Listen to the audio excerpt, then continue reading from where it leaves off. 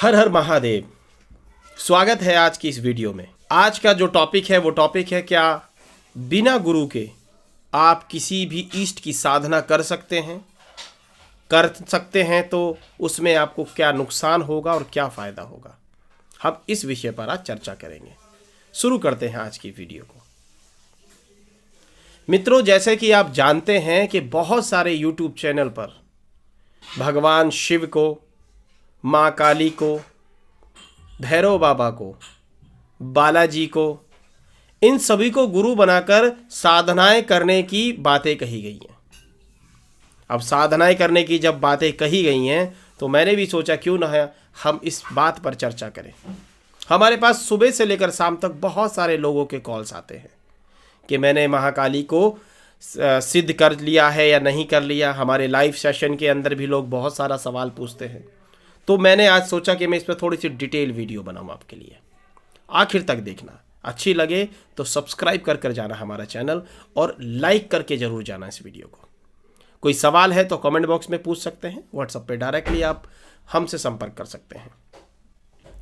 अब देखिए, इस कलयुग के अंदर आपको अगर कोई साधना करनी है तो सबसे पहले जान लीजिए कि आपको एक गुरु का होना बहुत जरूरी होता है।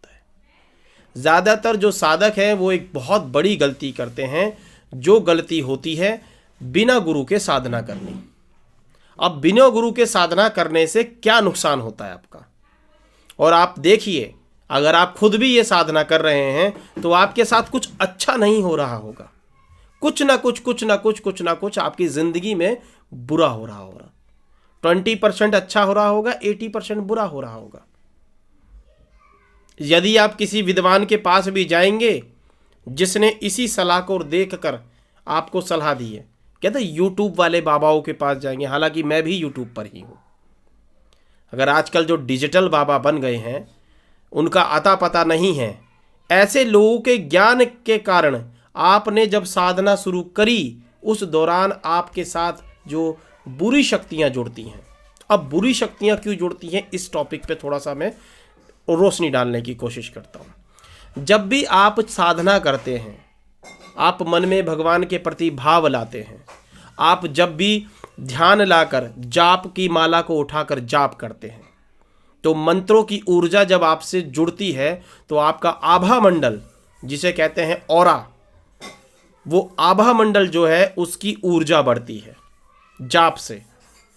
और आप जिस भाव से बैठे हैं, जिस भाव से जाप कर रहे हैं, आप किस भाव से कर रहे हैं कि मुझे माँ काली की साधना करनी है, मुझे बालाजी की साधना करनी है, मुझे भैरव जी की साधना करनी। जब आप भाव लेकर बैठते हैं ना तो वो जाप जो है वो साधना के नाम से होता है। आपने प्रण लेके करते हैं, आप उनको साक्षी मानकर आपने जाप करना शुरू कर दिया। अब उस जाप से जब आपका आभा मंडल की ऊर्जा बढ़ने लगी तो आभा मंडल एक तरह की चुंबक होती है। मैं आपको बहुत टेक्निकल तरीके से समझा रहा हूँ। जो आभा मंडल है वो एक तरह की मैग्नेटिक फील्ड जनरेट करता है। वो अपने और बाहर की जितनी भी एनर्जीज हैं, आपके आभा मंडल के बाहर की एनर्जीज जितनी भी हैं, ऊर्जाएं हैं, चाहे वो नकारात्मक हो या सकारात्मक हो, उनको अपनी ओर आकर्षित करता है। तो सकारात्मक ऊर्जा तो नहीं आती, मगर जब आप जाप करते हैं तो आपके आभा मंडल में नकारात्मक ऊर्जाएं आ जाती हैं। जब नकारात्मक ऊर्जा जब आपके आभा मंडल में आती है, आने के बाद होता क्या है कि आपके सभी कार्य बिगड़ने लगते हैं, आपका शरीर टूटने लगता है, आपको बुखार आने लगता है, आपकी सेहत ठीक नहीं रहती, आपके बहुत कुछ आपकी लाइफ में घटित होना शुरू हो जाता है। फिर आपके भाव आते हैं कि वो शायद मैं भैरव बाबा की ये साधना कर रहा हूँ और ये भैरव बाबा की साधना जो है सिद्ध हो रही है, शायद इस वजह से मेरी परीक्षाएं चल रही हैं। और कुछ महानुभूति जितने यूट्यूब के ऊपर बैठे हुए हैं या बैठी हुई हैं, अगर उनसे आप सवाल पूछेंगे तो यही कहेंगे यही अनुभव हो रहे हैं। मगर बंधु, वो अनुभव नहीं होते। जब आप जाप करते हैं तो आपकी ऊर्जा से नकारात्मक ऊर्जा आपकी ओर आकर्षित होती है और आपके आभा मंडल में प्रवेश करके आपकी लाइफ को बर्बाद करती है। इसीलिए गुरु शिष्य परंपरा के अंतर्गत, नाथ पंथ और अघोर पंथ के परंपरा के अंतर्गत आपको प्रत्यक्ष गुरु बनाना ही पड़ेगा, जो आपके जाप के दौरान जो वो गुरु मंत्र देता है, उस मंत्र से आपका घेरा बनता है। वो घेरा बनाने के बाद में वो इसलिए आपके साथ कोई नकारात्मक ऊर्जा जुड़ जाए ना जुड़े, इसीलिए गुरु जो है अपने गुरु मंत्र से आपके साथ घेरा बनाता है। इसीलिए अगर आप कोई साधना कर रहे हैं तो किसी भी इष्ट को गुरु मानकर साधना करने की गलती बिल्कुल मत करना।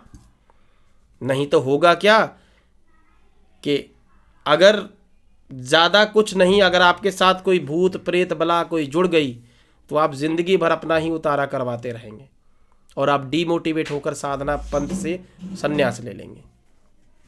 ये जानकारी कैसी लगी आपको जरूर हमें कमेंट बॉक्स में बताएं। पहली बार आए हैं तो हमारे इस चैनल को सब्सक्राइब करें। रोजाना हमारे लाइव सेशन के अंदर जुड़ने के लिए हमारे चैनल के बेल आइकन को भी दबाएं ताकि आपको हमारे हर नोटिफिकेशन मिलते रहे। मिलते हैं आपको अगली वीडियो में इसी तरह के अध्यात्म और अघोर पंथ की चर्चा के लिए। हर हर महादेव।